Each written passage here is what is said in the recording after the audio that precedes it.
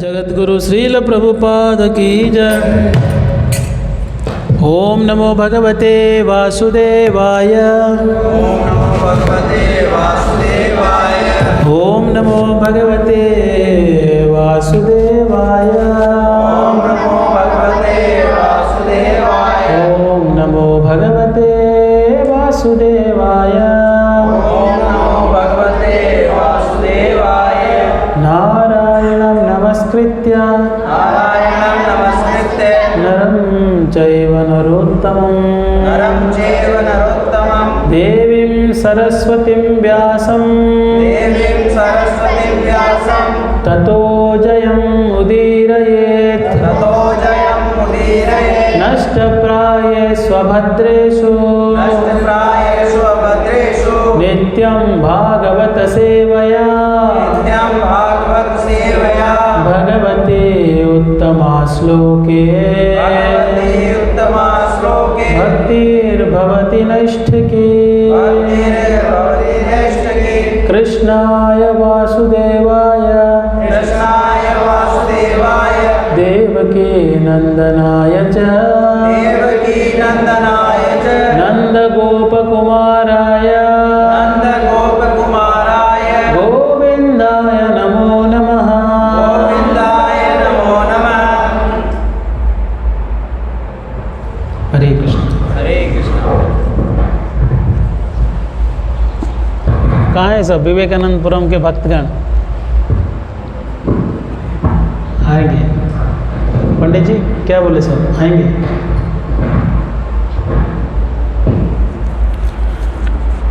Okay.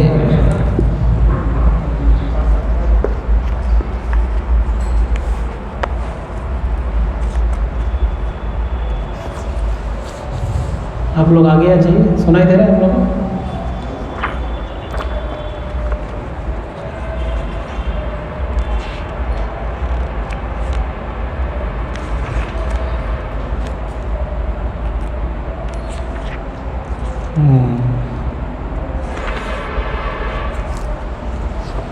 तो आज हम चर्चा करेंगे नारद व्यास संवाद। कितने युग होते हैं? 4 युग, सत्य, त्रेता, द्वापर, कली, है ना? 4 युग होते हैं। 4 युग में सत्य, त्रेता, द्वापर, कली जो सीक्वेंस है ये केवल इसी बार ऐसे हुआ है, सत्य त्रेता है। नहीं तो सत्य, द्वापर, त्रेता और कली प्रथम चरण है ना, दूसरा, तीसरा, चौथा। तो चौथा युग जो है कलयुग है। और हम देखते हैं जब सुबह सुबह होता है ब्रह्म मुहूर्त में, तो सूर्य उदय हुआ नहीं पर अंधेरा चला गया है, उसको संध्या कहते हैं, है कि नहीं? इसको और इधर पर दिख नहीं रहे, मतलब क्या कहते हैं उसको? संध्या। पूर्व संध्या मतलब सुबह को कहते हैं, है ना? एक संध्या शाम को होता है, यानी अभी रात हुआ नहीं पर सूर्यास्त हो चुका है, संध्या कहते हैं उसको। संध्या मतलब जंक्शन, दिन और रात का। इसी प्रकार से युग संध्या होता है। युग संध्या का अर्थ है कि एक युग खत्म हुआ नहीं, दूसरा युग प्रारंभ हुआ नहीं। ये जो जॉइंट है, जो जंक्शन है, उसको क्या कहते हैं? युग संध्या। सत्ययुग खत्म होने को आ रहा है, अभी त्रेता युग प्रारंभ होने जा रहा है, इसको क्या कहते हैं? संध्या, युग संध्या।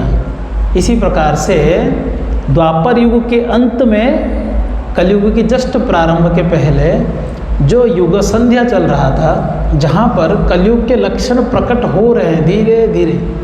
कलयुग आया नहीं पर उसके लक्षण लोगों को पता चल रहा है कि कुछ गड़बड़ होने वाला है। तो उस समय में पराशर मुनि के पुत्र के रूप में कौन प्रकट होते हैं? व्यासदेव, है ना? इसलिए व्यासदेव जन्म लेते हैं। व्यासदेव भगवान के साहित्यिक अवतार, भगवान का अलग अलग अवतार है, भक्त्यावेश अवतार, सत्यावेश अवतार, मनमंत्र अवतार, युग अवतार, भगवान अनेक अवतार लेते हैं। तो भगवान के वेद शास्त्रों को रचना करने के लिए साहित्यिक अवतार हुए थे, साहित्य लिखने के लिए। उनका नाम था श्रील व्यासदेव। व्यासदेव जन्म लेते हैं। तो व्यासदेव जी बद्री का आश्रम में रहते हैं। बद्री का आश्रम कहाँ पर है? बद्रीनाथ नहीं, हाँ, बद्रीनाथ में बद्री का आश्रम है वहाँ आगे, बद्रीनाथ मंदिर जहाँ आप आगे जाएंगे तो वहाँ आपको सरस्वती नदी प्राप्त होगा। तो वहाँ पर बद्री का आश्रम है ना। हाँ हाँ, वही गांव, भारत के आखिरी गांव था, अभी पहला गांव हो गया है ना। तो दर्शन करने के बाद आप आगे बद्रीनाथ दर्शन करके आगे जाएंगे तो ये आता है। तो श्री व्यासदेव जी का गुफा भी है वहाँ पर, है ना। तो श्री व्यासदेव जी सरस्वती नदी के तट में रहते हैं। सरस्वती नदी वहाँ आपको केवल थोड़ा ही दिखेगा। जो भीम जी के द्वारा बना हुआ पुल है, भीम उठा के पत्थर डाल दिए थे, तो ये भीम पुल में आप उस तरफ जो नदी बह रही है वो सरस्वती नदी है कि नहीं। और वहाँ पर व्यासदेव जी रहते हैं, पहले रहते थे, अभी भी हैं और आगे भी रहेंगे कलयुग अंत तक। अगले बार व्यासदेव बनेंगे अश्वत्थामा, तो इन व्यासदेव जी का काम पूरा हो जाएगा। तो वहाँ पर रहते हैं सरस्वती की नदी के तट में व्यासदेव जी बद्रिकाश्रम में रहते हैं। इसलिए हम लोग एक श्लोक गाते हैं, आप लोग सुने होंगे हर क्लास के पहले, नारायणं नमस्कृत्य नरं चैव नरोत्तमं देवीं सरस्वतीं व्यासं ततो जयमुदीरयेत्। ये श्लोक क्यों गाते हैं कि भागवत में श्लोक क्यों आया है? ये उस स्थान को स्मरण करते हुए श्लोक लिखा गया है। नारायण नमस्कृत्य, यानी वहाँ पर बद्री नारायण है, उनको नमस्कार करते हैं। नरम चैव नरोत्तमम, नर नारायण ऋषि है, अभी तो आपको दर्शन नहीं देंगे पर पर्वत के रूप में वहाँ पर विद्यमान है अभी फिलहाल नर नारायण ऋषि। नरम चैव नरोत्तमम देवीं सरस्वतीं, कौन सा नदी बह रही है वहाँ? सरस्वती नदी, उनका स्मरण कर रहे हैं। व्यासम, पास में व्यासदेव जी बैठे हैं। तो इस प्रकार से उन श्लोकों को सूत गोस्वामी स्मरण करते हुए इसका उच्चारण करते हैं प्रथम स्कंद में, है ना। नारायणम नमस्कृत्यम, वो दृश्य को, हाँ, उस दृश्य को, उस एरिया, उस स्थान का वर्णन है ये। तो इस प्रकार से वहाँ पर व्यासदेव जी सुबह सुबह प्रातःकाल ब्रह्म मुहूर्त में उठकर सरस्वती नदी इत्यादि से वहाँ स्नान करके बड़े पवित्र अवस्था में ध्यान मग्न होकर विचार करने लगे। क्या विचार कर रहे थे? कि कलयुग बहुत जल्दी आने वाला है और वेद अभी श्रुति के रूप में है। श्रुति यानी केवल सुनकर याद रखें, गुरु बोलेंगे शिष्य सुनेगा याद हो गया, वो अपने शिष्य को बोलेंगे याद हो गया। पर अभी किताब पढ़ते हैं, नोट्स बनाते हैं, रिकॉर्डिंग भी सुनते हैं, फिर भी कुछ याद रहता नहीं, फेल होके आ जाते हैं। ये दशा है कलयुग में। मंद सुमंद मतयो मंद भाग्या भद्रता, ये स्थिति है। इसलिए श्रुतिधर कहते हैं लोग, सुनकर उसको क्या करते हैं? याद कर लेते हैं, श्रुतिधर। तो व्यासदेव जी बोलते कलयुग के लोग का हालत ऐसे होगा, कुछ याद नहीं होगा, लोग मंद बुद्धि हो जाएंगे, जल्दी मर जाएंगे। इतना टाइम नहीं है कि 25 साल गुरुकुल में बिताओ, फिर उसके बाद 25 साल गृहस्थ आश्रम में रहो, फिर 25 साल वानप्रस्थ लो, फिर 25 साल सन्यास बनो। ये कलयुग के लोग की बस की बात नहीं है, क्योंकि जन्म लेते ही कोई मर जाता है, कोई पेट के अंदर ही मर जा रहा है, कोई 15 साल में मर रहा है, कोई 25 साल में मर रहा है। मृत्यु का कोई ठिकाना नहीं। तो इसलिए वो विचार करें कि इनके लिए कैसे इनका भलाई हो सकता है। अभी एक ही वेद पहले हुआ करता था, यजुर्वेद, और वो सुनकर याद करते थे। तो श्रील व्यासदेव जी बड़े कृपा से लोगों के कल्याण के लिए उन्होंने क्या किया? एक वेद को 4 विभाजन कर दिए, ऋग्वेद, सामवेद, यजुर्वेद और अथर्ववेद, चारों विभाजित कर दिए, वो भी लिखित रूप से।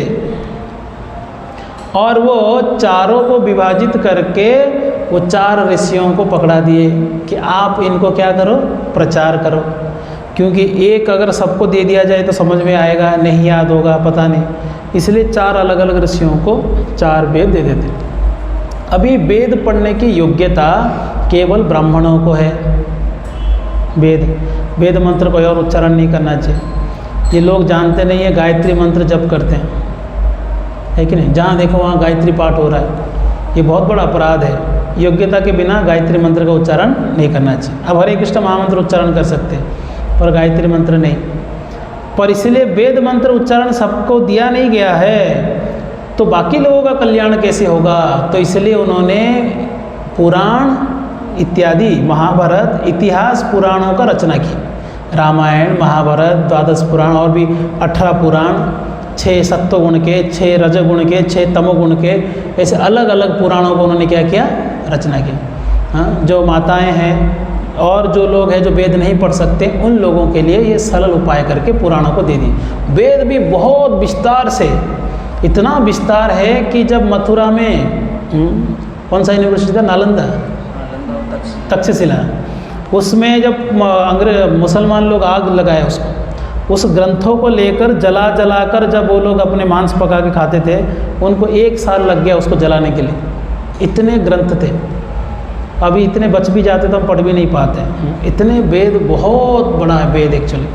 आजकल लोग छोटा सा किताब दिखाते हैं, ऐसे वो एक मुसलमान है जाकिर नाइक, ऐसा ग्रंथ दिखाएगा, हाँ ये ऋग्वेद, दूसरा दिखाएगा सामवेद, इतना पतला होता है। वेद कितना विस्तार है, अगर वो समझ जाएगा तो कभी ये छोटे छोटे किताबों को नहीं दिखाएगा। वेद बहुत बड़ा है, बहुत वास्ट नॉलेज है वेद, क्या है नहीं, सारे विषय उसके अंदर है।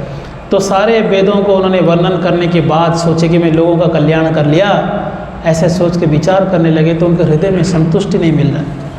भागवत में देखिए बहुत अच्छा श्लोक आता है, कहते हैं कि अपने दिव्य चक्षु से कलयुग के लोगों के कल्याण के लिए 4 वेद उन्होंने बनाकर भी व्यास देव जी संतुष्ट नहीं थे।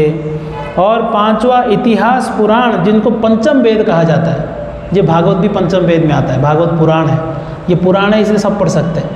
हाँ, 18,000 श्लोक है इसमें, तो सब उन्होंने कर दिया, फिर भी असंतुष्ट हो गए। और असंतुष्ट होकर वो सोच रहे थे कि दूसरे के कल्याण के लिए निस्वार्थ भाव से सेवा करने पर व्यक्ति के हृदय में संतुष्टि होना चाहिए, पर संतुष्टि क्यों नहीं हो रहा है। बहुत विचार कर रहे थे, बहुत विचार कर रहे थे, क्या कारण है मेरे असंतुष्टि का। क्योंकि संसार में हम देखते हैं लोग इतना मेहनत करते हैं, इतना मेहनत करते हैं, धन कमा लिए, परिवार है, बच्चे हैं, सब कुछ है, फिर भी हृदय से संतुष्ट नहीं होते। वो असंतुष्ट होने के कारण सुख की खोज में अलग अलग वस्तु और व्यक्तियों से वो प्रेम की आशा करते। शायद हमें माता पिता प्रेम करेंगे, अगर खुद बूढ़े हो गए तो बच्चे प्रेम करेंगे, पोते पोती प्रेम करेंगे। कोई प्रेम करने वाला नहीं है तो सुबह सुबह मॉर्निंग वॉक में कुत्ते को लेके जाते हैं, सोचते हैं कुत्ता प्रेम करेगा। ये सच्चाई है एक्चुअली, घर में कोई प्रेम नहीं करता तो कुत्ते को लेकर टाइम पास करते हैं, और क्या है ना, सोचेंगे ये हमको प्रेम करेगा, और कुत्ता बात मानता है तो खुश हो जाते हैं, देखो कोई तो बात मान रहा है कम से कम। प्रेम की जो भूख है वो हमेशा रहता ही है, वो असंतुष्ट रहते हैं, कुछ तो कमी है। मैंने इतना धन कमाया, सारे सुविधाएं हैं, गाड़ी है, बंगलो है, घर है, और बहुत काम किया मैंने, पर संतुष्टि क्यों नहीं है। हृदय में संतुष्टि नहीं है तो सब होते हुए भी कुछ नहीं है। शास्त्र में एक प्रसंग आता है, पूछते हैं कि कौन व्यक्ति, कौन धनी है। धनी कौन है? जिसको कुछ नहीं चाहिए। कौन गरीब है? जिसको कुछ चाहिए, है ना। जो संतुष्ट है उसको कुछ नहीं चाहिए, भले ही उसके पास धन कम हो फिर भी वो धनी है।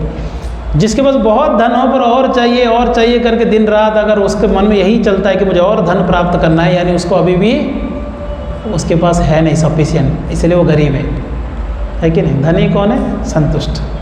इसलिए कहते हैं कि संतुष्ट रहिए और शांत रहिए। अगर शांत नहीं रहेंगे सुख नहीं भोग पाएंगे। अशांतस्य कुतो सुखम, अशांत मन में सुख की भोग नहीं कर सकते। सही है कि नहीं? अब सोचिए, इनका नाम भूल गया, क्या नाम है आपका? दक्ष प्रभु। क्या खाने में क्या पसंद है दक्ष प्रभु? खाने में क्या पसंद है आपको? दाल बाटी पसंद है, वाह, ठीक है।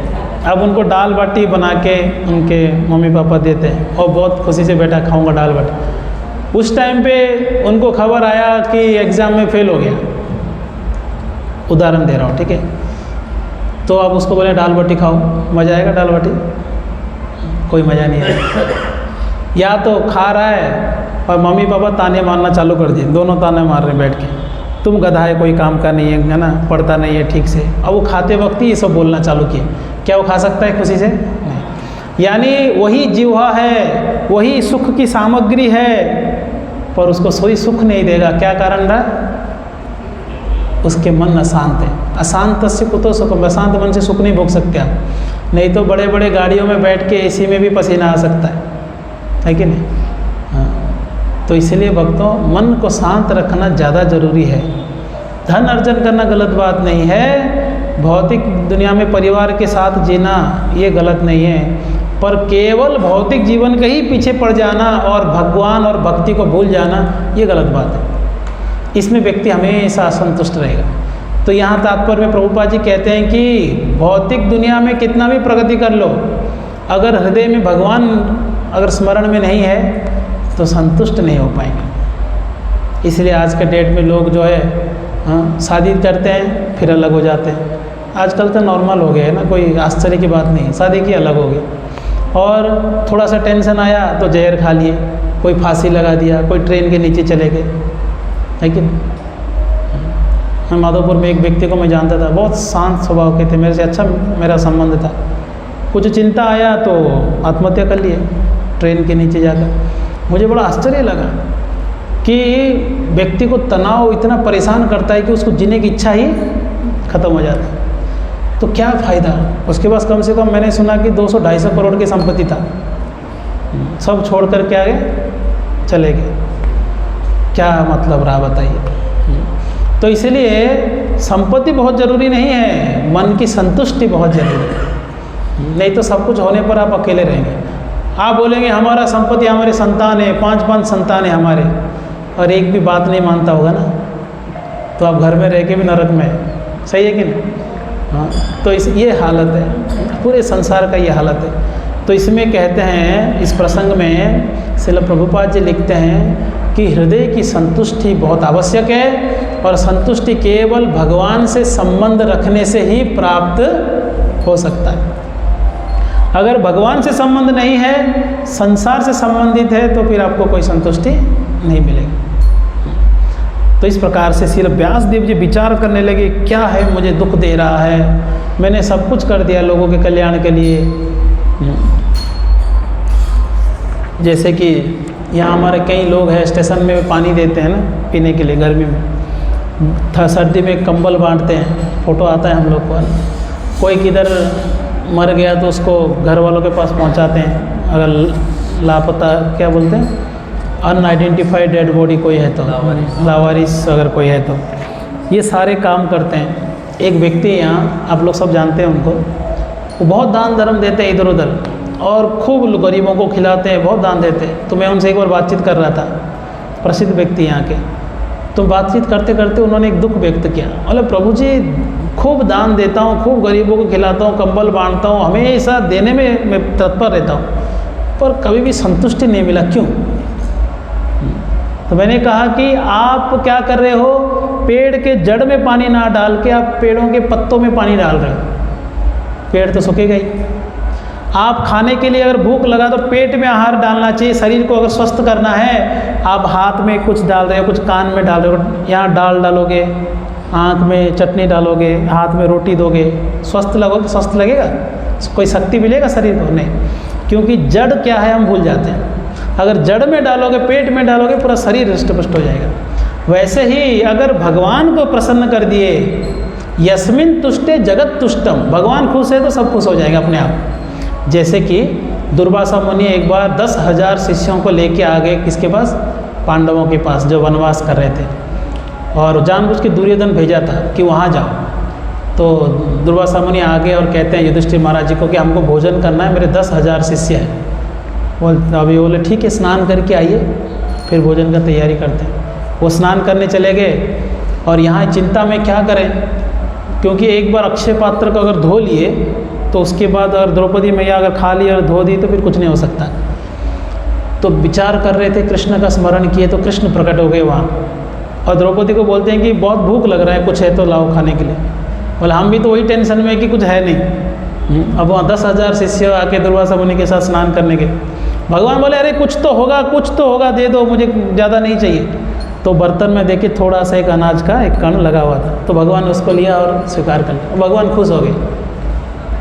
भगवान कहते हैं पत्रम पुष्पम फलम तोयम, थोड़ा भी कुछ तो मैं खुश हो जाता हूँ। जैसे भगवान प्रसन्न हो गए, संतुष्ट हो गए, ये 10,000 शिष्यों के साथ दुर्वासा मुनि का भी पेट भर गया, डकार आने लगा, पेट फुल, और पानी भी नहीं जाएगा अंदर, ऐसे हाल है। तो आपस में बात किए, ये तो भीम बुलाने भी आ गया कि चलो आप लोग। बोला कि भीम आएगा, अगर हम खाएंगे नहीं तो गदा लेकर मारेगा। बोला ये लोग बोल दिए और खाए नहीं, भागो यहाँ से, भाग गया। यानी भगवान को अगर संतुष्ट कर दिए, सब लोग आपके ऊपर खुश रहेंगे, है कि नहीं? अगर भगवान को छोड़कर आप लोगों को खुश करने जाएंगे, इम्प्रेस करने जाएंगे, तो कोई इम्प्रेस नहीं हो सकता। आपको 10 इम्प्रेस होंगे, 10 निंदा करेंगे, 10 द्वेष करेंगे, है कि नहीं? इसलिए भक्तों, भगवान को खुश करिए, भगवान के नाम जप करिए, भगवान के बारे में सुनिए, भगवान का चिंतन करिए और भगवान को अपने कर्म को समर्पण करिए, अपने पूर्ण जीवन को समर्पण करिए। हे भगवान, मैं केवल इस शरीर के भरण पोषण के लिए ही भौतिक कार्य करता हूँ, बाकी तो जीवन आपका है। सुबह शाम नाम जप करिए, भगवान को भोग लगाकर प्रसाद खाइए, कृष्ण से जुड़ जाइए, दिव्य आनंद की अनुभूति होगी, है कि नहीं?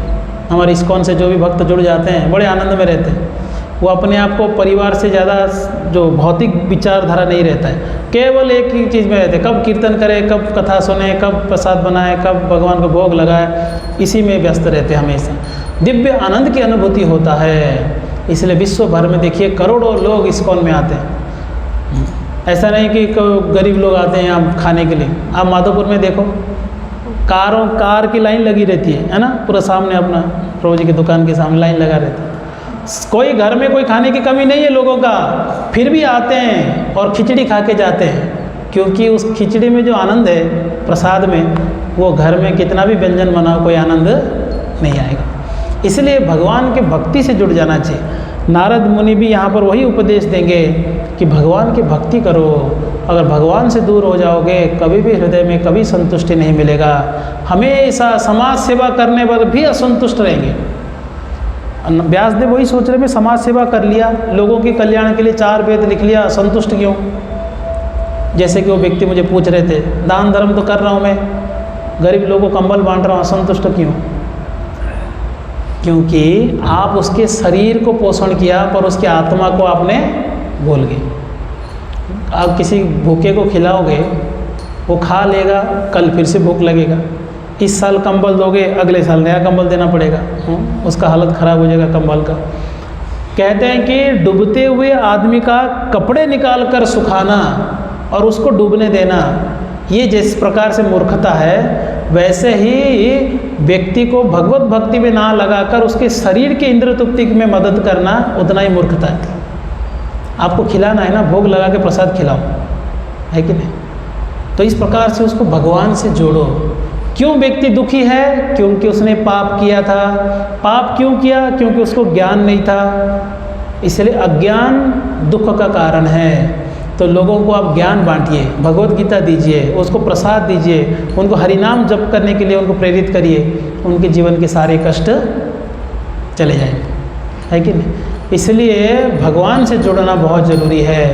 बहुत अच्छा शिक्षा इस नारद व्यास संवाद में हमको मिलता है कि जैसे ही नारद मुनि बड़े चिंतित हो गए, और हमारे जीवन में जब भी कोई द्वंद्व आता है तो हमको क्या करना चाहिए? किसका स्मरण करना है? गुरु का स्मरण करना है। हम कितने भी पढ़े लिखे हो, पर हमको हमेशा इस संसार में, संसार दावानल, जंगल में जैसे आग लग जाता है, ऐसे हमारे मन में आग लग जाता है, कुछ पता नहीं चलता, ब्यूल्डरमेंट हो जाता है, क्या करना है निर्णय नहीं ले पाते। इसलिए क्या करना चाहिए? गुरु के पास जाना चाहिए। आदो गुरु पादाश्रय, आध्यात्मिक जीवन का पहला सीढ़ी क्या है? गुरु पादाश्रय, गुरु के शरण में जाइए। गुरु जो है आपको सही रास्ता दिखाकर आपके सारे चिंताओं को दूर करेंगे। कई लोग सोचते हैं, जैसे कि कोटा में हम सुनते हैं कितने बच्चे जो है सुसाइड कर लेते हैं। नया टेक्नोलॉजी निकला है, पंखा में स्प्रिंग लगाते हैं, सुसाइड करेगा तो मरेगा नहीं, पंखा ही नीचे आ जाएगा। हाँ, उसमें दिमाग लगा रहे हैं। कोई इसमें नहीं दिमाग लगा रहा है कि लोगों के मन को कैसे बदला जाए। समझ रहे हैं आप? अरे वो पंखा में अगर स्प्रिंग लगा दोगे, ठीक है, वो कहीं और जाके कूद के मर जाएगा, उसको बचाओगे कैसे? अगर यहाँ अंदर उसके हृदय को परिवर्तन कर दोगे तो कहीं मरने का सोचेगा भी नहीं। लोग नहीं समझते हैं, इसलिए गुरु का बहुत आवश्यकता है। क्योंकि अर्जुन भी बहुत बिल्कुल इतने धर्म की बात करने पर भी लास्ट में निर्णय नहीं ले पाते और कहते हैं कि हे भगवान, मैं अभी क्या करूँगा पता नहीं चल रहा, आप बताओ।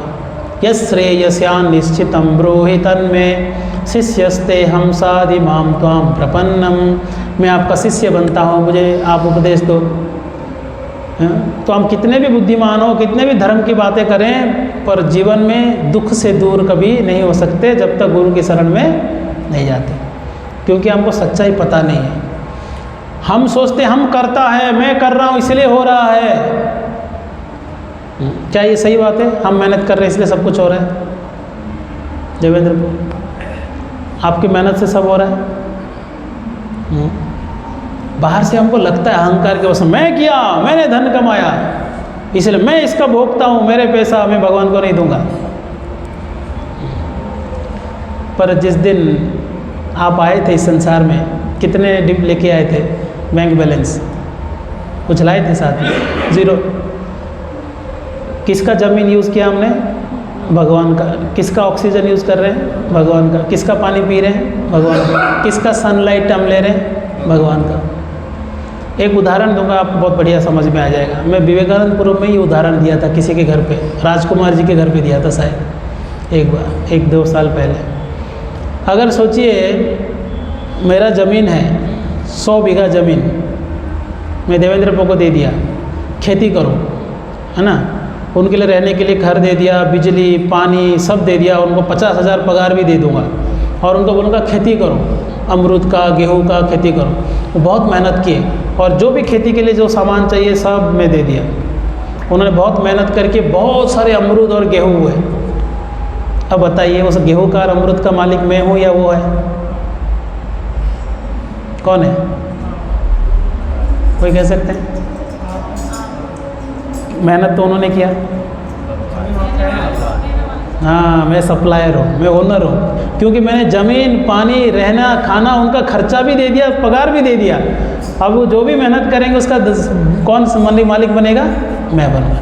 इसी प्रकार से भगवान ने हमको ज़मीन दिया, पानी दिया, हवा दिया, खाने के लिए अन्न देते हैं। भगवान की इच्छा से अन्न उत्पन्न होता है। सब कुछ भगवान का है। भगवान सोचने के लिए बुद्धि, मन, अहंकार, सूक्ष्म शरीर दे दिए और रहने के लिए आत्मा को स्थूल शरीर दे दिए, पंच महाभूत से बना हुआ। सब कुछ भगवान ने दिया। भगवान कहते हैं कि पेट के अंदर पचाने के लिए जठर अग्नि भी कौन है? मैं ही हूँ। सब कुछ वही है। अब जो मेहनत करते हैं उसका कमाई का मालिक कौन है?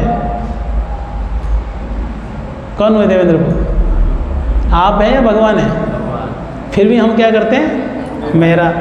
इसलिए दुख भोगते हैं, इसलिए कष्ट भोग रहे हैं। प्रभुपाद जी बढ़िया शब्द बोलते हैं कि हम लोग जो है बहुत सभ्य चोर है। क्या है हम?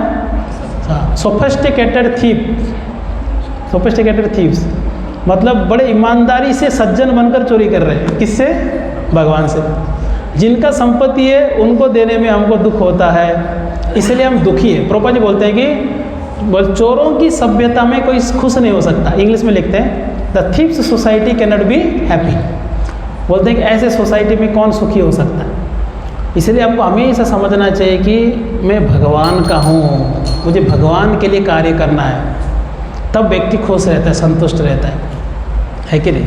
इसलिए संतुष्ट का क्या रहस्य है? संतुष्टि का, भगवान से जुड़ जाओ।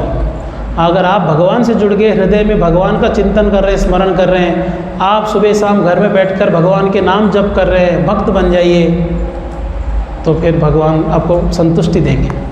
तो नारद मुनि भी क्या गलती कर रहे थे? सारे वेद लिख दिए, पर सारे वेदों में भगवान की भक्ति करना नहीं लिखे।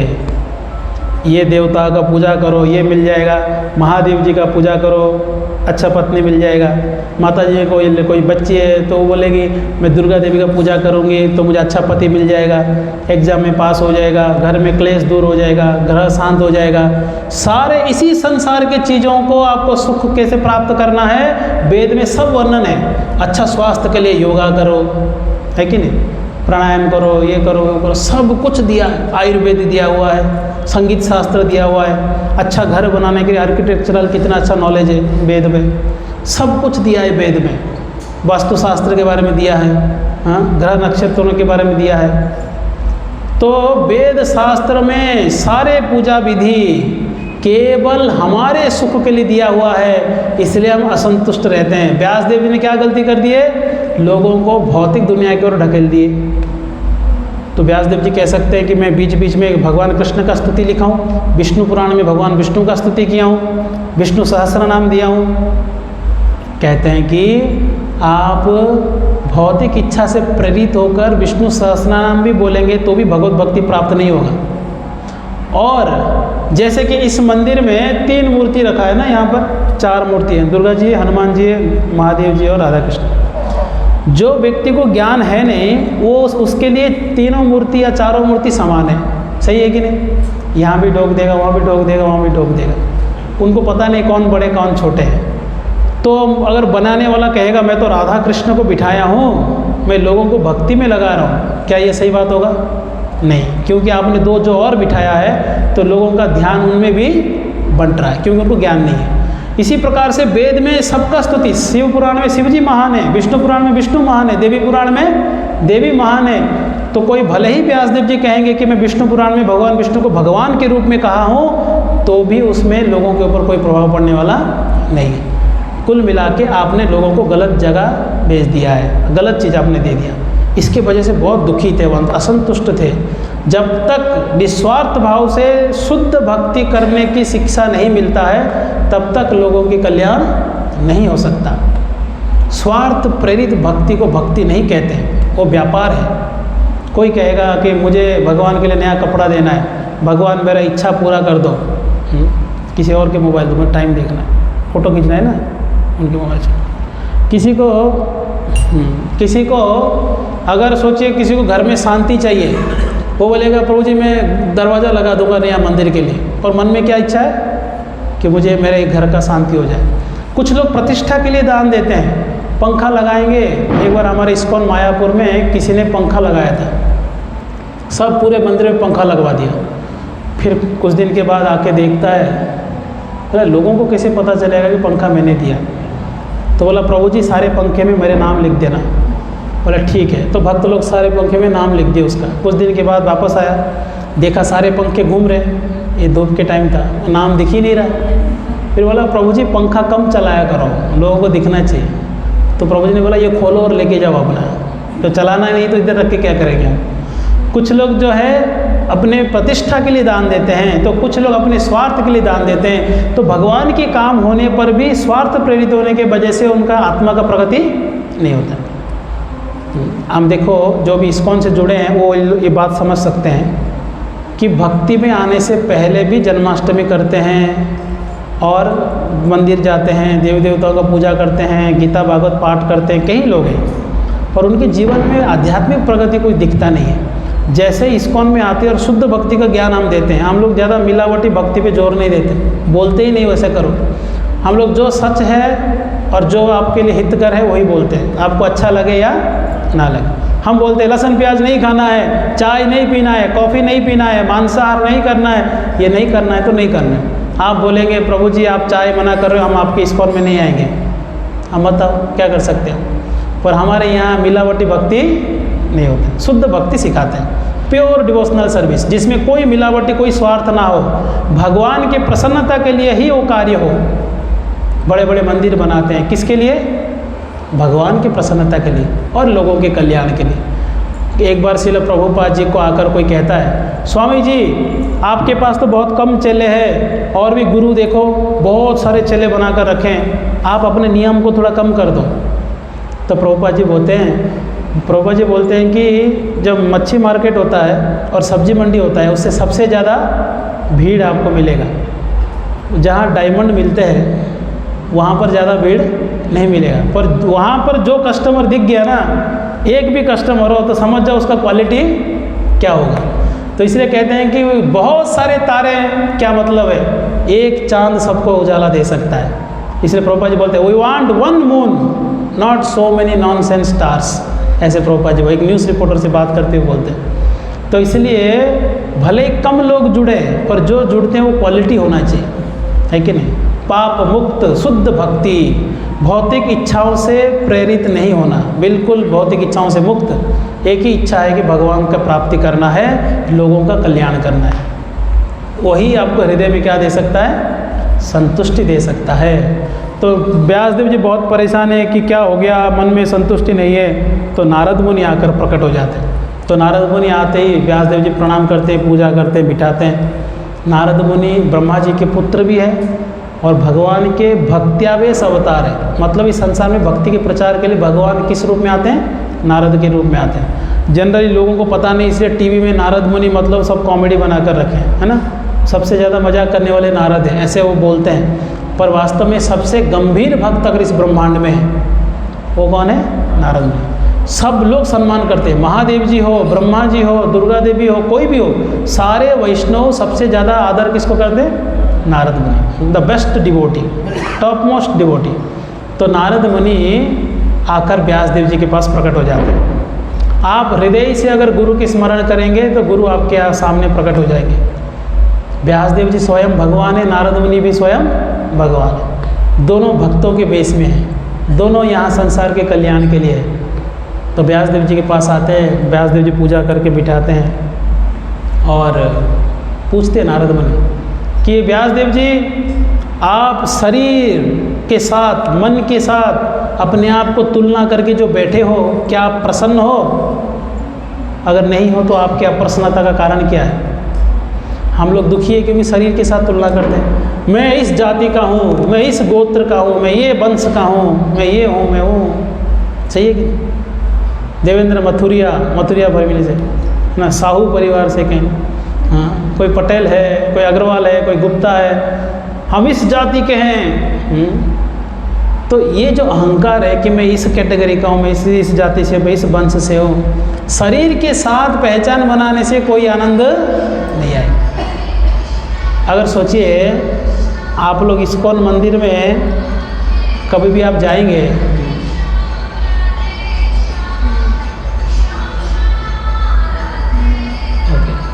वो साइलेंट करना पता नहीं है, तो अगर कोई इस्कॉन मंदिर में जाएंगे तो वहाँ आपको कोई ये पूछते हुए देखोगे कौन से जाति से हो, कितना पढ़ के आए हो, कोई फर्क नहीं पड़ता।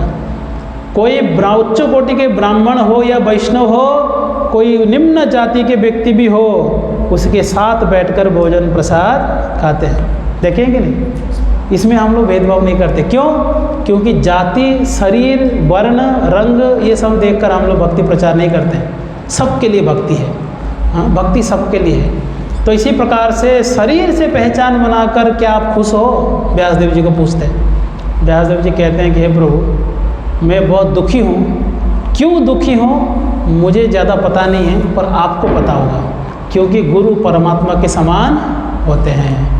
गुरु को कभी भी साधारण मत मानिए कि हाँ गुरु है, हमारा जैसा शरीर है, हमारा जैसा खा रहा है, हमारा जैसा सो रहा है, शायद ये भी हमारे जैसा ही होगा। कभी हाल ही में हमारे गुरु महाराज जी शरीर छोड़िए, है ना, महासमाधि, अभी उनका वृंदावन में समाधि देखकर हम लोग आए।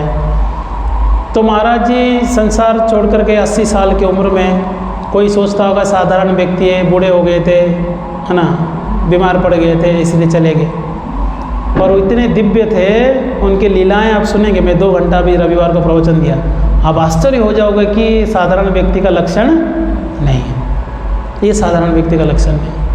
आप मन में क्या विचार करते हैं वो आपको सामने बोल देंगे, आप क्या सोच कर गए महाराज जी के सामने आपको बता देंगे। सबके मन की बातों को पढ़ सकते थे वो, सबके हृदय के अंदर प्रवेश कर सकते थे वो, क्योंकि वो गुरु है। प्रामाणिक गुरु का लक्षण यही है, वो सबके हृदय में परमात्मा के समान प्रवेश कर लेते हैं। कई घटनाएं उनके जीवन में हम लोग सुनते हैं। एक बार दीक्षा लेने के लिए सब लोग आए थे, महाराज जी इंटरव्यू देते हैं ना, ऐसे एक लड़का था दीक्षा लेने आया था, तो सबको अलग अलग प्रश्न पूछते हैं, आप 4 नियम पालन करते हो कि नहीं, आप 16 माला जप करते हो कि नहीं, यही प्रश्न पूछते हैं जनरली। जैसे ही उस लड़के को देखे महाराज पूछे, आप क्रिकेट देखना छोड़ दिए? वो क्रिकेट देखते था हमेशा मोबाइल में। तो भी जो लड़का डर गया, महाराज जी मैं क्रिकेट देखता हूँ, आपको कैसे पता चला? महाराज जी बोलते मुझे सब पता है, तुम क्या करते हो, तुम्हारे बारे में तुमको जितना नहीं पता उतना मुझे पता है। सबको अलग अलग प्रश्न, उसके लिए वही प्रश्न, क्योंकि उसका एक ही गलती था कि वो हमेशा क्या करता था, क्रिकेट देखता था।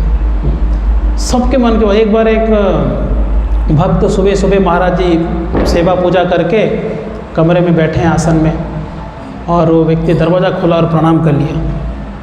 प्रणाम करते महाराज जी बोलते जाओ शालिग्राम शिला लेके जाओ घर पे, क्योंकि उसके रात को सपने में भगवान आके बोले हैं कि गुरु जी के पास जाओ और शालिग्राम शिला लेके आओ, पूजा करो। भगवान रात को सपने में बोले थे।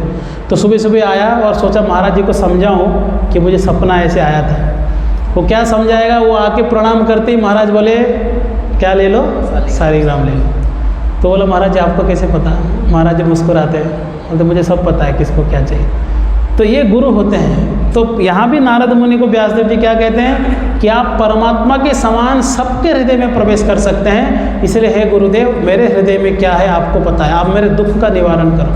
पहले आप बताइए मैं क्यों दुखी हूँ, पहले वो बताइए और दुख का समाधान बताइए। इस प्रकार से पूछते हैं। बहुत अच्छा श्लोक है। अभी जो उपदेश आरंभ होगा नारद मुनि का, बिल्कुल इस भागवत के प्रथम स्कंद के सबसे अच्छे और बहुत शिक्षा युक्त श्लोक है।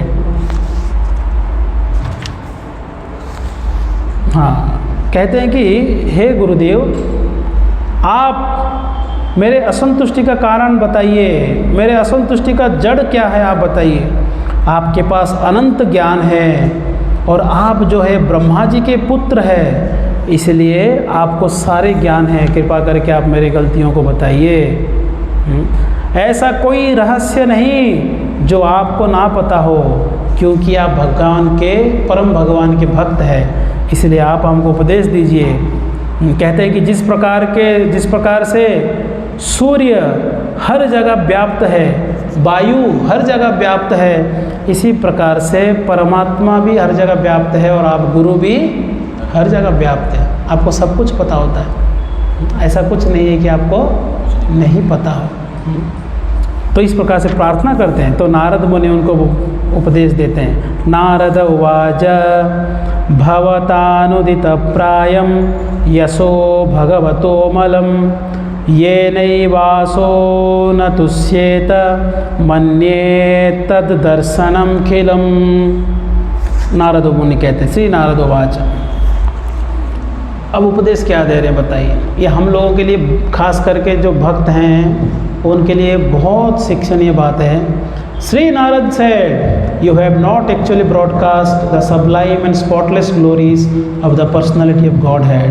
That philosophy which does not satisfy the transcendental senses of the Lord is considered worthless. कहते हैं कि आपने भगवान के गुणों का वर्णन नहीं किया, यानी आपने भक्ति का प्रचार नहीं किया। कौन से भक्ति? शुद्ध भक्ति का प्रचार नहीं किया।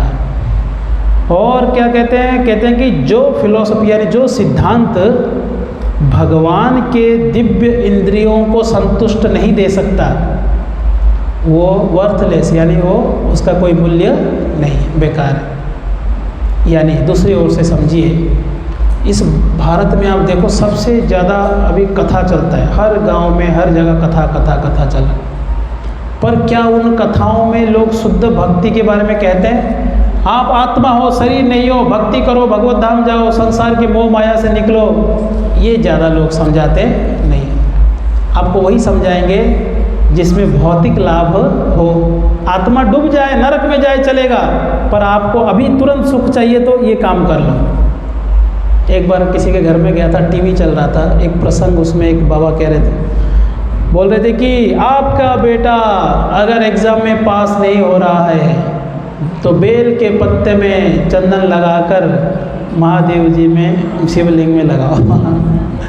तो मैं बोला भाई, व्यासपीठ में बैठकर हजारों लोग सुनते, लाखों लोग सुनते हैं, उन लोगों को क्यों धोखा दे रहे हैं? क्योंकि आप ऐसे चीज़ों को बताएंगे तो लोग मुक्ति के बारे में कभी सोचेंगे ही नहीं। चलो बच्चा एग्जाम में पास हो गया, बाद में क्या वो मरेगा नहीं? क्या मर जाएगा ना, पुनर्जन्म होगा, दूसरा शरीर मिलेगा, कभी कुत्ता बिल्ली बनेगा, कभी चूहा बनेगा, कभी नरक में जाएगा, कभी स्वर्ग में जाएगा। आप इस संसार में जन्म मृत्यु रूपी चक्कर से लोगों को हटाओ, ये गुरु का काम है। लोगों को बंधन से मुक्त करो। गुरु मतलब भारी, बहुत हैवी चीज़ को गुरु कहते हैं, हल्के चीज़ को लघु कहते हैं ना। गुरु भारी होना चाहिए। ऐसे उपदेश दो, लोगों के हृदय के अनर्थ और आसक्ति को क्या करो? काटो। वो गुरु का काम है। गुरु का काम नहीं चेले को मस्का लगाओ, चेला तुम खुश रहना, पैसा देते रहना, ये गुरु का काम नहीं है कि नहीं? कई लोग कथा करते हैं, केवल भागवत कथा भागवत से ही बोलते हैं, पर उसमें गड़बड़ क्या है कि भागवत से बोलते हैं पर सीधा रासलीला के बारे में चर्चा करते हैं, कृष्ण लीला के बारे में चर्चा करेंगे। कृष्ण भगवान है इस बात को नहीं बोलेंगे, बस आप कृष्ण लीला सुनते रहो। गोवर्धन लीला बोलेंगे, ये वो लीला, ये लीला, रुक्मिणी विवाह लीला बोलेंगे, साड़ी लेकर आओ, हाँ, और यहाँ साड़ी चढ़ाओ, करते कि नहीं ऐसे? हाँ, कलश यात्रा करो, सारे के सारे नौटंकी करते हैं। क्यों करते हैं? हैं? अपने स्वार्थ के लिए। वो शुद्ध भक्ति के बारे में नहीं बताएंगे। कई लोग तो कथा के बीच में चाय के लिए भी, टी ब्रेक, थोड़ा सुनते सुनते थक गए होंगे, चाय पी लो थोड़ा बीच में। नाच गाना होता है, म्यूजिक होता है, बताओ। कहने का तात्पर्य कुल मिला के किसी को ये चिंता ही नहीं कि बद्धजीवी संसार में माया में फंसा हुआ है, उसको समझा कर, डांट कर उसको कैसे माया से निकालना है, ये चिंता किसी को नहीं है। सब मनोरंजन खुद भी करते हैं, दूसरों को भी क्या कराते हैं? मनोरंजन कराते हैं। खूब मनोरंजन करो, आपके मनोरंजन में हम बाधा नहीं बनेंगे। कथा मतलब एंटरटेनमेंट हो गया एक तरफ से। हम लोग इस्कॉन के भागवत कथा किए थे, कितने लोग अटेंड किए यहाँ पर? बजरिया में किए थे, आप सब आए थे कथा में? बीच में कोई नाच गाना चल रहा था क्या? कुछ नहीं, कोई संगीत नहीं, कुछ नहीं। पहले कीर्तन, लास्ट में कीर्तन, बीच में प्योर कथा। कथा के टाइम पे कथा ही होना चाहिए, कोई मनोरंजन की बातें नहीं होना चाहिए, शिक्षणीय बातें होना चाहिए। उदाहरण के साथ कैसे भागवत में दिया गया, शुद्ध भक्ति करो, इनके बारे में चर्चा होना चाहिए। व्यक्ति तो ऑलरेडी फंसा हुआ है, उसको और फंसाने का जरूरत नहीं है, उसको निकालने का सोचो। अब सोचो कोई बच्चा बोलेगा कि मुझे पढ़ाई नहीं करना है पिताजी, मुझे मोबाइल देखना है। पिताजी बोलेगा अरे बेटा नाराज़ हो जाएगा, पढ़ने के लिए बोलूँगा, इसको एक अच्छा मोबाइल दिला देता हूँ। तो पिताजी उसका भलाई कर रहा है? नहीं कर रहा है। या फॉर एग्जांपल कोई बच्चा बीमार है, बुखार हो गया, फिर भी बोल रहा है मुझे आइसक्रीम खाना है। पिताजी बोलेगा अगर बेटे को मना करो बेटा नाराज़ हो जाएगा, क्या करें, इसको आइसक्रीम खिला देते। क्या वो सही पिताजी है? बुखार के टाइम में आइसक्रीम खिलाना। उसको ज़रूरत पड़ा तो पंचामृत दो और चरणामृत भी दो, पर उसको सुधारो। बचपन में उनको समझ नहीं होता है, पर हमको समझ होता है तो उसको समझाना चाहिए। 15 साल तक पीट सकते हैं आप, खूब पिटाई करो, कोई दिक्कत नहीं। 15 साल के बाद फिर मित्रवत व्यवहार कर सकते हैं, उसके बाद आप हाथ नहीं उठा सकते। 14-15 साल तक ताड़न होना चाहिए, लालन पालन ताड़न सब होना चाहिए। डांटेंगे नहीं तो फिर वो सुधरेगा कैसे? इसलिए आजकल कलयुग में जो अभी के जो बच्चे हो रहे हैं वो इतने बिगड़ रहे हैं, इतने बिगड़ रहे हैं, उनको संस्कार नामक चीज़ हम देखते ही नहीं। क्योंकि माता पिता डांटते नहीं है, स्कूल के लोग डांटते नहीं। स्कूल वाले गलती से डांट दिए तो कंप्लेन आ जाता है घर पे, स्कूल वाले डांट रहे। आजकल तो पुलिस में भी कंप्लेन, विदेश में तो फ़ोन लगा देते हैं, हेलो हमको चाइल्ड अब्यूज हो गया केवल डांट लगाने से पुलिस को फ़ोन कर लेते हैं बच्चे आजकल, और उनको स्कूल में सिखाया जाता है कि ये नंबर पर डायल करो। इतने ऐसे में क्या आदमी सुधरेगा बताओ? कोई संस्कार ही नहीं। अगर भय नहीं तो फिर संस्कार कहाँ से आएगा? बचपन में भय भी आवश्यक है। लज्जा और भय ये हमारा आभूषण है। डर नहीं और शर्म नहीं तो कुछ भी करेगा वो तो बिना कपड़े का भी घूमेगा, बोले मेरे को शर्म नहीं लग रहा। स्मोकिंग करेगा, मेरे को डर नहीं है, नाम खराब हो जाएगा। तो इसलिए बहुत ज़रूरी है कि अज्ञानी जो है उसको ज्ञान दिया जाए और उसको सच्चाई का ज्ञान होना चाहिए, सच बताना चाहिए। सच बताने के लिए डरना नहीं चाहिए कभी भी। हमारे गुरु महाराज जी का एक लीला में बताया था उस दिन कि एक बार किसी धनी व्यक्ति के पास गए, बहुत धनी था वो, तो उसका बहुत इंडस्ट्रियलिस्ट था कोई, उसके बहुत सारे 5 स्टार होटल वगैरह भी थे भारत में अलग अलग जगह। महाराज जी पूछते हैं आपके पास 5 स्टार होटल भी है क्या? बोले हाँ गुरुजी हमारे पास भी है। बोलते आप बीफ बेचते हो? बीफ मांस है ना, बछड़े का गाय का मांस होता है, गाय का नहीं बछड़े का होता है जनरली, क्योंकि वो सॉफ्ट टेंडर उनको मीट चाहिए इस प्रकार से। तो बीफ बेचते हो क्या? तो बोलते हैं कि हाँ महाराज होटलों में फॉरेन लोग आते तो बेचना पड़ता है। तो महाराज जी ने उनको सीधा बोल दिया, बोला बुरा मत मानना आप नरक में जाओगे। वो इतने धनी व्यक्ति है, वो मंदिर में बहुत दान दे सकता था, पर महाराज जी ने सच बोलने में पीछे नहीं थे। महाराज जी बोलते हैं कि बुरा मत मानना पर आप नरक में जाओ, आपको नरक जाना पड़ेगा इस काम के लिए, ऐसे बोलते हैं। इसलिए लोग पाप करते हैं, उनको बताना पड़ेगा ये पाप है। अगर नहीं बताएंगे, कोई लहसुन प्याज खा रहा है तो आपको बोलिए कि लहसुन प्याज छोड़ दो, एक दिन में नहीं छोड़ेगा, 1 महीना लग जाएगा, 1 साल लग जाएगा, छोड़ेगा तो सही कभी ना कभी। आप उसको बताओगे ही नहीं, ये सोच कर कि चला मेरे पास आना बंद कर देगा। आप बोलोगे आप तो गृहस्थ लोग हो, हम तो सन्यासी, हम तो पालन करते हैं, आप गृहस्थ हो, कहाँ तक पालन करोगे? कोई बात नहीं, खा लो, क्या दिक्कत है? आप बाहर जाते होंगे, कामकाज में मीटिंग में जाते होंगे, क्या कर सकते हैं? और आप ही ऐसे ढीले पड़ गए तो फिर चेले लोग क्या करेंगे? और आनंद लेंगे लसत प्याज का, है कि नहीं? इसलिए सच बताना पड़ेगा। ये गलत है, आप नहीं कर पा रहे हो, ये आपका कमी है, पर सच्चाई को बताना ही पड़ेगा। तो नारद मुनि सीधा उनको डांट लगाते हैं, कहते हैं कि आपने भगवान का गुणगान क्यों नहीं किया? तो कोई नारद व्यास देव जी कह सकते हैं कि मैंने तो गुणगान किया हूँ बहुत सारी जगह, विष्णु पुराण वगैरह में, स्कंद पुराण में, पद्म पुराण में, हर जगह भगवान विष्णु का गुणगान हुआ है, खूब हुआ है। पर वो गुणगान को गुणगान नहीं मानते हम। एक उदाहरण दूंगा तो समझ में आएगा। सोचिए कोई बड़ा फैक्ट्री है किसी का, कोई ओनर है, वो बाहर आ रहा होगा गेट से, सामने सिक्योरिटी गार्ड भी खड़ा है, ठीक है, और आप उनको मिलने गए, गेट पे खड़े हैं आप, वो मालिक भी आ गया, तो मालिक को बोलोगे आप, वाह सेठ जी आप कितने महान हो, कितने अमीर हो, ये वॉचमैन से भी अमीर हो आप। तो गुणगान किया कि अपमान किया?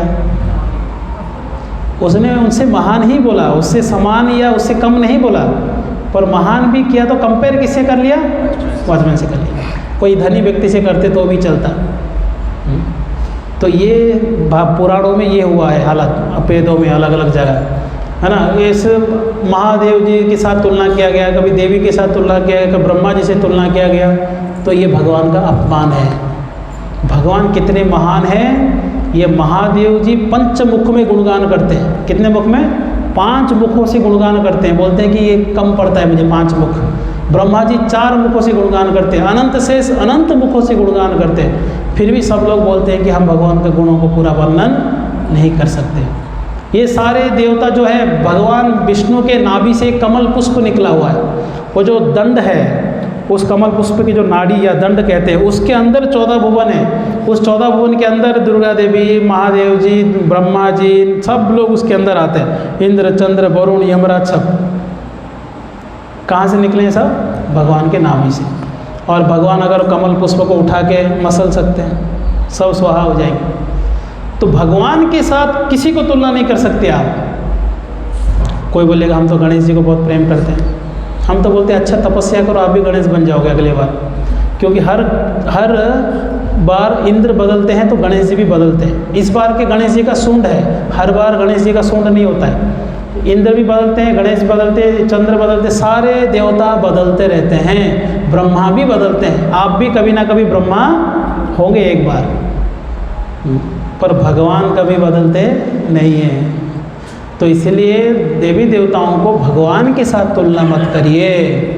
भगवान कौन है ये देवताओं को पूछेंगे तो बताएंगे। सब लोग बैठकर भगवान का भजन करते हैं। जैसे कि बहुत पाप बढ़ गया धरती में, सारे देवता दौड़ कर जाते हैं समुद्र के तट में, दूध के समुद्र क्षीर सागर के तट में जाकर भगवान विष्णु को प्रार्थना करते हैं कि आओ रक्षा करो, ये अधर्म को नाश करना हमारा काम नहीं है। तो भगवान विष्णु प्रकट होते हैं, है ना, अलग अलग अवतार से प्रकट होते हैं भगवान। जब भी कोई समस्या आया सब लोग मिलकर महादेव जी के पास जाते हैं, महादेव जी मिलकर ब्रह्मा जी के पास जाते हैं, ब्रह्मा जी के साथ मिलकर विष्णु के पास जाते हैं। ये पूरे पुराण वेद में अब यही स्टोरी मिलेगा आपको। इसलिए वेदों में भगवान की स्तुति हुआ है पर सही तरीके से नहीं हुआ है। इसलिए नारद मुनि डांटते, आपने गलत काम कर लिया, आप लोगों को आपने गलत दिशा दिखा दिया। Although great says you have very broadly described the 4 principles beginning with religious performances, you have not described the glories of the Supreme Personality Vasudev. आपने 4 प्रिंसिपल मतलब कौन सा? धर्म, अर्थ, काम, मोक्ष, इन चारों का आपने खूब वर्णन किया, पर भगवान का स्तुति नहीं किया। भगवान का स्तुति नहीं किया तो क्या फ़ायदा? सब बेकार है। इसलिए भक्तों अपने जीवन में देखिए, मेरे जितने भी मैं पूजा पाठ करता हूँ, जितना भी व्रत तपस्या करता हूँ, जितना भी मैं उपवास करता हूँ, अगर वो सब भगवान कृष्ण को प्रसन्न करने के लिए नहीं है, वो सब क्या है? बेकार है, व्यर्थ है। श्रम एव ही केवलम, केवल गधा मेहनत, ये मिलेगा कुछ नहीं। कोई कहेगा मैं मंगलवार का व्रत कर रहा हूँ, मैं बुधवार का व्रत कर रहा हूँ, मैं गुरुवार का व्रत कर रहा हूँ। हम कहते हैं कोई व्रत मत करो, आप केवल एक ही व्रत करो, वो है एकादशी। एकादशी नहीं करोगे तो पाप लगेगा, करोगे तो फायदा है। दूसरे व्रत करो या ना करो उसमें ना कोई फायदा है ना कोई नुकसान है, कोई लेना देना नहीं है। आप कहोगे फिर आप हरे कृष्णा वाले कृष्ण को ज़्यादा मानते हो, हम तो भोलेनाथ वाले हैं। देखो आप अलग टीम हम अलग टीम नहीं है। जितने भी जीवात्मा है वो सब किसके बच्चे हैं? भगवान के बच्चे। हम भी भगवान के बच्चे, आप भी भगवान के बच्चे। कोई हिंदू है, कोई मुस्लिम है, कोई क्रिश्चियन है, कोई किसी भी जाति धर्म से आए, सब किसके बच्चे हैं? भगवान कहते हैं ममेवांश जीवलोके जीवभूत सनातन मनसष्ठानि इंद्रियाणि प्रकृतिस्थानि कर्षति। जितने भी जीव है सब भगवान के अंश हैं। चाहिए कि नहीं? ऐसा नहीं कि ये मथुरी आत्मा है, ये साहू आत्मा है, ये अग्रवाल आत्मा है। आत्मा कोई जाति से नहीं है, आत्मा सब समान है। वो तो अलग अलग शरीर उसको मिला हुआ है, इसलिए सब भगवान के अंश है। हम इस्कॉन वाले ही भगवान के अंश नहीं है, सब भगवान के अंश है कि नहीं? सब कृष्ण के हैं। तो इस प्रकार के डांटते आपने क्यों प्रचार नहीं किया? इसलिए देखो भक्तों, जो भी ये बहुत बड़ा उपदेश है। आप भले ही बहुत सारी बातें करते हो, लोगों को गाइड करते हो, मोटिवेशनल स्पीकर हो, अगर आप कृष्ण के लिए कृष्ण के साथ लोगों को नहीं जोड़ पाए तो आपका सारा बोलना बेकार है, प्रजल्प है, केवल प्रजल्प। अभी 10 नंबर श्लोक में टाइम हो गया, ये हम 10 नंबर श्लोक कल करेंगे, ठीक है? हरे कृष्णा। ग्रंथराज श्रीमद् भागवतम की जय, श्रील प्रभुपाद की जय, निताय गौर प्रेमानंदे हरि हरि।